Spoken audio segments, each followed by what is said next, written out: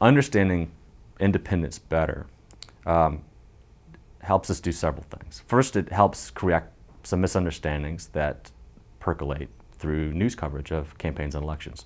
One misunderstanding is that there is this extraordinarily large group of people who are up for grabs, right? They could be lured to one side or to the other. They're swing voters in elections. Well, most people who identify as independent are actually not really up for grabs. They're just closet partisans. Okay, so if campaigns and journalists are interested in people that are truly swing voters, the first thing they have to understand is that is a much smaller segment of the population, right? It's probably 10% or less. That's an important thing. It also tells us something important about the nature of partisanship.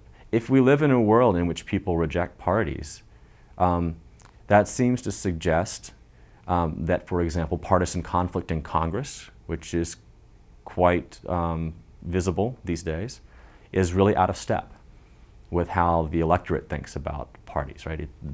Where parties in Congress are fighting, whereas the substantial fraction of the public could care less about those parties, their identities, their platforms, or what have you.